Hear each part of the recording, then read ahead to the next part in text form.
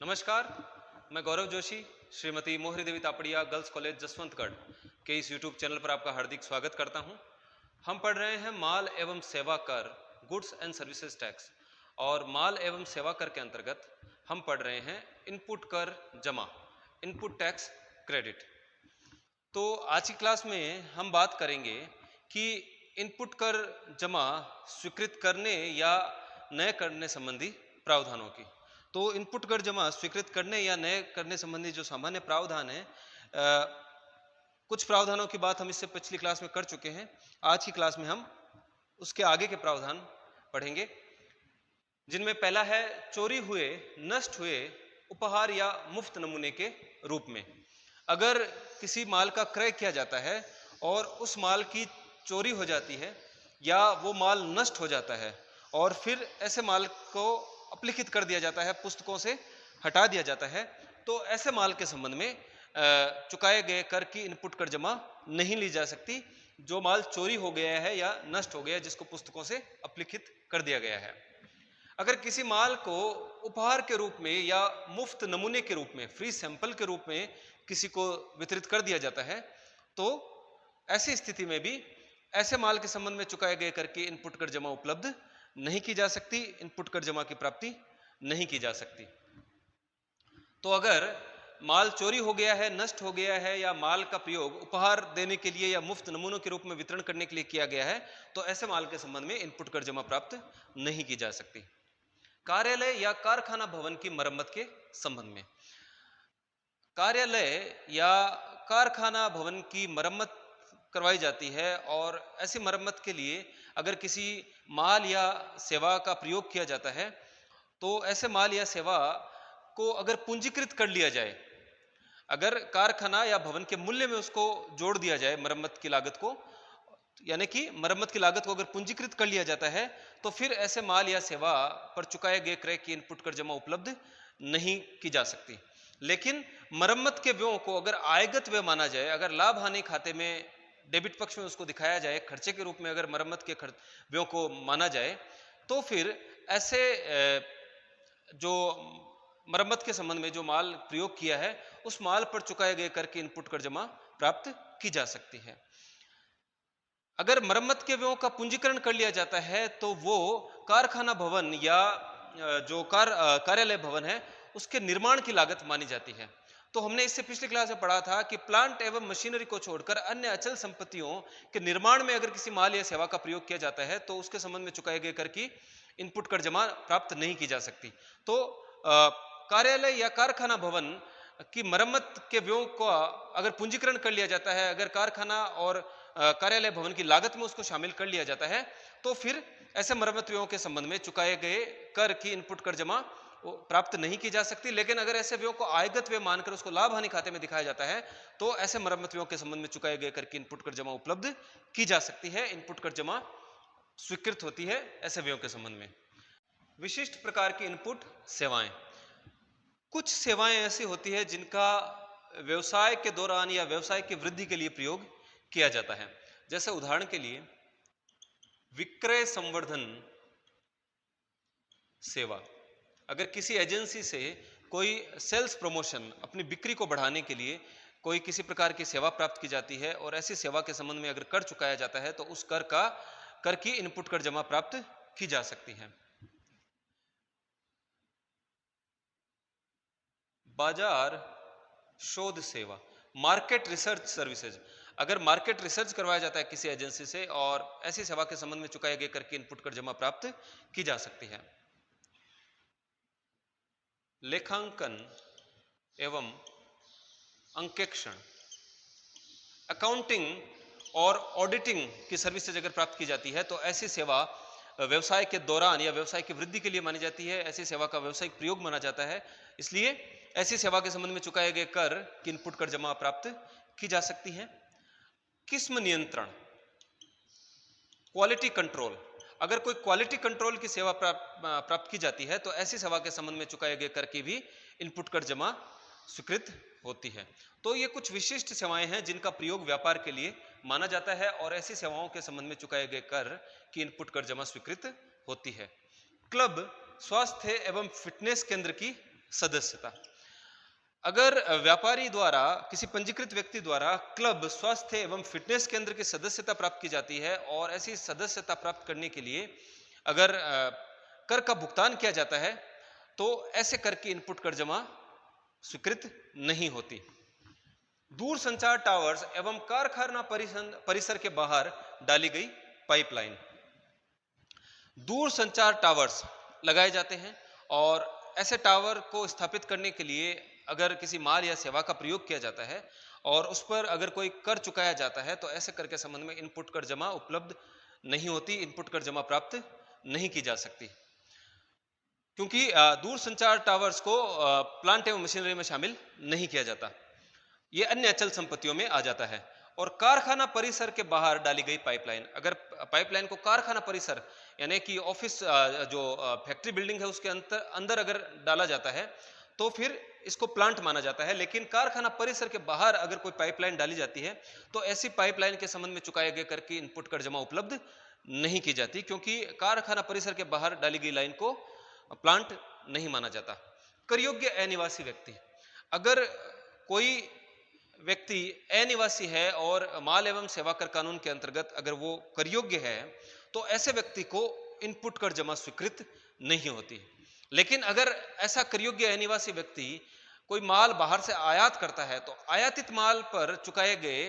एकीकृत कर के संबंध में उसको इनपुट कर जमा उपलब्ध होती है, इनपुट कर जमा स्वीकृत की जाती है। कर वंचन के परिणाम स्वरूप चुकाए जाने वाले कर का भुगतान। कर वंचन, कर वंचन का मतलब है कि कानून में जो कमियां हैं उनका फायदा उठाकर जो है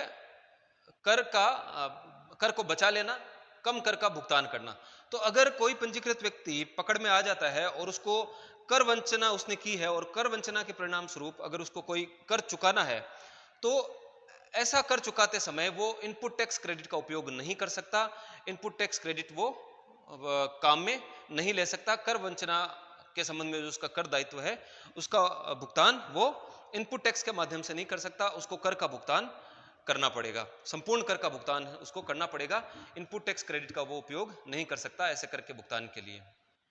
तो ये कुछ हमने इनपुट कर जमा स्वीकृत करने या न करने के संबंध में सामान्य प्रावधानों की बात की। अब हम बात करेंगे अवरुद्ध जमा की, ब्लॉक्ड क्रेडिट की। तो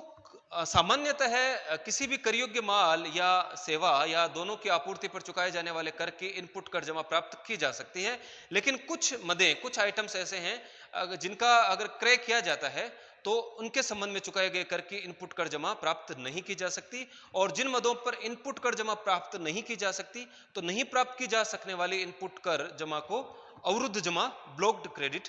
कहा जाता है। तो वो मदें कौन कौन सी है? इन मदों में पहली मद है व्यक्तियों के परिवहन के लिए मोटर गाड़ियां। अगर व्यक्तियों के परिवहन के लिए कोई मोटर गाड़ी खरीदी जाती है जिनमें बैठने की अनुमोदित क्षमता 13 व्यक्तियों से अधिक नहीं हो, चालक सहित, यानी ड्राइवर समेत 13 व्यक्ति से अधिक ऐसी जो गाड़ियां हैं उनमें जो अप्रूव्ड कैपेसिटी है उन गाड़ियों की बैठने की क्षमता अगर 13 व्यक्तियों से अधिक नहीं हो चालक समेत, तो ऐसी गाड़ियों के संबंध में चुकाए गए कर की इनपुट कर जमा प्राप्त नहीं की जा सकती। लेकिन और ऐसी गाड़ियों का प्रयोग अगर चाहे व्यवसायिक प्रयोग किया जाता है फिर भी ऐसी गाड़ियों के संबंध में चुकाए गए कर की इनपुट कर जमा उपलब्ध नहीं की जा सकती। लेकिन अगर इनका कुछ विशिष्ट उपयोग किया जाता है, जैसे अगर व्यक्तियों के परिवहन के लिए मोटर गाड़ियां हैं जिनकी क्षमता चालक सहित अनुमोदित बैठने की क्षमता 13 व्यक्तियों से अधिक नहीं हो, लेकिन इनकी बिक्री का काम किया जाता है, यानी कि जिस पंजीकृत व्यक्ति ने इनको खरीदा है वो आगे इनकी आपूर्ति कर देता है, यानी इनकी बिक्री करता है, तो फिर ऐसी गाड़ियों के संबंध में इनपुट कर जमा उपलब्ध की जा सकती है। अगर ऐसी गाड़ियों का प्रयोग वो प्रशिक्षण के लिए करता है, यानी कि वो लोगों को सिखाने का काम करता है, गाड़ी चलाना सिखाने का काम करता है, प्रशिक्षण का काम करता है, तो फिर ऐसे गाड़ियों के संबंध में इनपुट कर जमा प्राप्त की जा सकती है। अगर इस प्रकार की गाड़ियों का प्रयोग नगद को लाने ले जाने, जैसे कोई व्यापारिक संस्था है या कोई बैंकिंग संस्था है जो नगद को लाने ले जाने के लिए इस प्रकार की गाड़ियों का प्रयोग करती है जिनकी बैठने की अनुमोदित क्षमता चालक सहित 13 व्यक्तियों से अधिक नहीं हो, तो भी इन गाड़ियों के संबंध में चुकाए गए कर की इनपुट कर जमा प्राप्त की जा सकती है। अगर इन गाड़ियों का प्रयोग माल परिवहन के लिए किया जाए, प्रयोग यात्रियों को लाने ले जाने के लिए किया जाता है, तो भी जो है ऐसी गाड़ियों पर इनपुट कर जमा प्राप्त की जा सकती है। तो कहने का मतलब यह है कि अगर व्यवसाय के प्रयोग के लिए व्यक्तियों के परिवहन के लिए कोई गाड़ियां खरीदी जाती है जिनकी अनुमोदित क्षमता बैठने की अनुमोदित क्षमता चालक सहित 13 व्यक्तियों से अधिक नहीं हो, लेकिन उसका प्रयोग अगर आगे आपूर्ति के लिए किया जाए यानी बिक्री के लिए किया जाता है, तो इन पर इनपुट कर जमा उपलब्ध की जा सकती है। अगर इन गाड़ियों का प्रयोग प्रशिक्षण के लिए यानी गाड़ी सिखाने के लिए किया जाता है, तो भी इन गाड़ियों पर इनपुट कर जमा स्वीकृत होती है। अगर इनका प्रयोग नगद लाने ले जाने के लिए किया जाता है, अगर इनका प्रयोग माल परिवहन के लिए किया जाता है, अगर इनका प्रयोग यात्रियों को लाने ले जाने के लिए किया जाता है, तो ऐसी स्थितियों में ऐसी गाड़ियों पर चुकाए गए कर की इनपुट कर जमा प्राप्त की जा सकती है। दूसरा है जलयान एवं हवाई जहाज। अगर कोई समुद्री जहाज या हवाई जहाज खरीदा जाता है और ऐसे जहाज के संबंध में चुकाए गए कर की इनपुट कर जमा उपलब्ध नहीं होती, लेकिन जिस प्रकार से हमने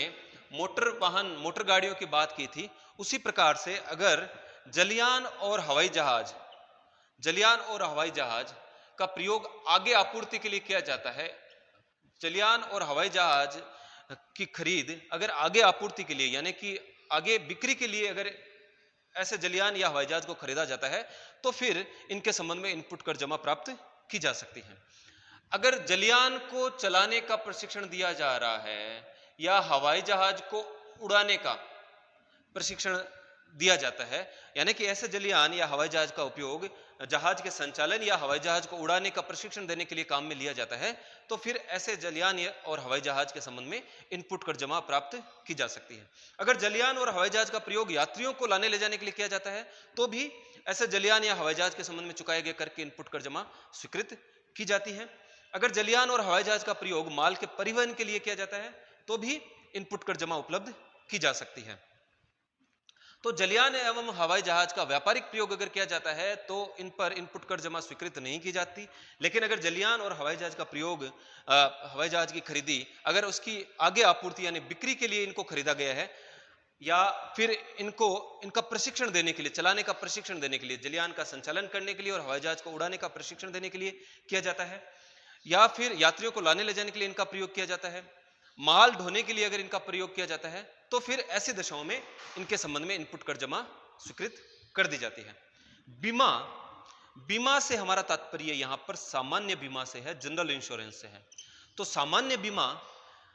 एवं मोटर वाहन, जलयान एवं हवाई जहाज की मरम्मत, अनुरक्षण, धुलाई आदि की सेवाएं।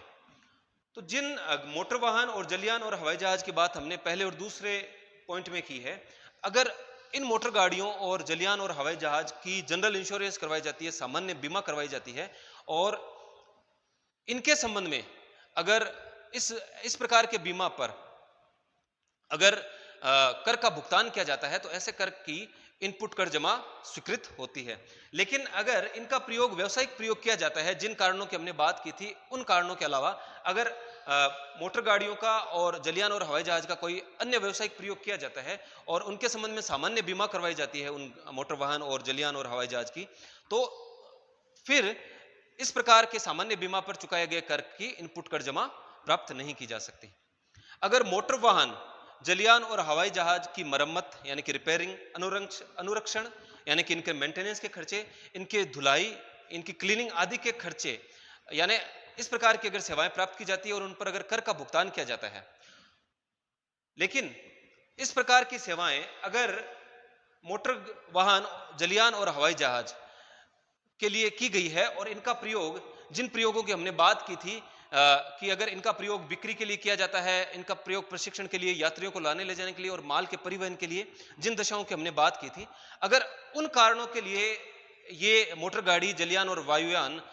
खरीदे गए हैं और इनकी मरम्मत, अनुरक्षण और धुलाई आदि की सेवा के संबंध में अगर कर चुकाया गया है, तो ऐसे कर के इनपुट कर जमा प्राप्त की जा सकती है। लेकिन इस प्रकार की मोटर गाड़ियां और जलयान और हवाई जहाज जिनका प्रयोग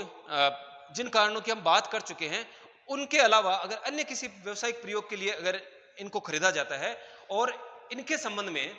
मरम्मत, अनुरक्षण और धुलाई के खर्चे किए जाते हैं और ऐसे खर्चों पर अगर कर चुकाया जाता है तो ऐसे कर के संबंध में इनपुट कर जमा स्वीकृत नहीं की जाती। लास्ट है खाना, पेय पदार्थ, केटरिंग, सौंदर्य उपचार, स्वास्थ्य सेवाएं। अगर खाने के संबंध में कोई खर्चा किया जाता है और उस पर कर चुकाया जाता है तो उसकी इनपुट कर जमा प्राप्त नहीं की जाती। पेय पदार्थ के संबंध में चुकाए गए कर की भी इनपुट कर जमा उपलब्ध नहीं होती। केटरिंग के लिए भी अगर कर चुकाया है तो इसके संबंध में चुकाए गए कर की इनपुट कर जमा उपलब्ध नहीं की जा सकती। सौंदर्य उपचार यानी कि कोई प्लास्टिक सर्जरी कराता है या सौंदर्य प्रसाधन काम में लेता है। कोई स्वास्थ्य सेवाएं अगर कोई व्यापारी, कोई पंजीकृत व्यक्ति काम में ले रहा है तो इनके संबंध में जो कर चुकाया है उस कर की इनपुट कर जमा स्वीकृत नहीं की जाती। उपयुक्त मोटर वाहन, जलयान एवं जहाज को किराए पर देना। अगर जिन मोटर वाहन और जलयान और हवाई जहाज की बात हमने पहले और दूसरे पॉइंट में की है, इनको अगर किराए पर देने के लिए इनको खरीदा गया है तो इनके क्रय के संबंध में जो कर चुकाया गया है उसकी इनपुट कर जमा भी उपलब्ध नहीं होती, इनपुट कर जमा स्वीकृत नहीं होती। जीवन बीमा, स्वास्थ्य बीमा आदि सेवाओं के संबंध में चुकाए गए कर की इनपुट कर जमा भी स्वीकृत नहीं की जाती। तो इस प्रकार से ये कुछ आइटम्स हैं जिनके संबंध में इनपुट कर जमा स्वीकृत नहीं होती, और जिन आइटम्स पर इनपुट कर जमा स्वीकृत नहीं होती या अगर इनपुट कर जमा स्वीकृत नहीं होती है तो उसको हम अवरुद्ध जमा, ब्लॉक्ड क्रेडिट कहते हैं। तो आज की क्लास में इतना ही। मैं आशा करता हूं कि आज की क्लास में हमने जो पढ़ा आपको अच्छे से समझ में आया होगा। इस वीडियो को लाइक कीजिए, शेयर कीजिए, हमारे YouTube चैनल को सब्सक्राइब कीजिए। धन्यवाद।